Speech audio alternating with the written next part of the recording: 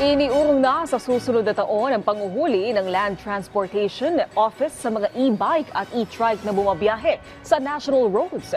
LTO nakatakda ding maglabas ng updated guidelines kaugnay dito. Si Bernard Ferrer sa sentro ng balita. Nakainga ng maluwag si Kenneth matapos ipagpaliban ng LTO ang panguhuli sa mga e-bike at e-trike na dumaraan sa mga national highway. Malaking tulong umuno para sa kanilang pamilyang e-trike na gamit ni Kenneth. Malaki kasi ito nagagamit ko pang hatid sundo sa anak ko sa school. Kaya minsan ginagamit ko pang hatid din sa trabaho ng asawa ko. Bukod sa pagiging praktikal, malaki rin ang natitipid niya sa araw-araw. Kung dati ay umaabot sa 100 pesos ang konsumo niya sa gasolina para sa motorsiklo sa loob ng 3 araw, ngayon ay 15 pesos lamang kada charge ang kanyang gastos sa e-trike.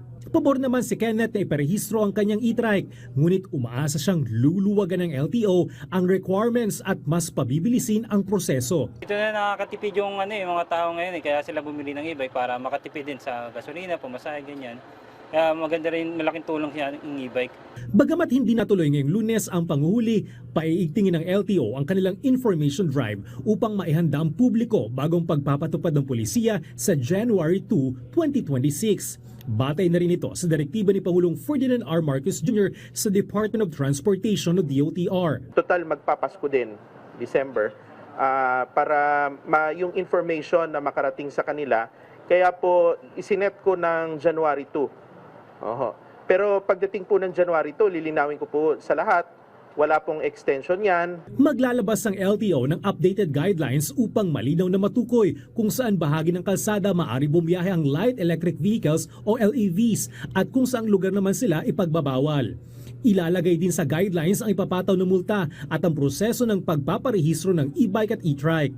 Una nang ipiniliwanag ng LTO na ang pagbabawal ng LEV sa national highways ay bunsod ng pagdami ng mga aksidenteng kinasasangkutan ng e-bike at e-trike. Samantala, inimpound ng LTO ang halos 30 luxury vehicles sa magkakahiwalay operasyon sa Metro Manila.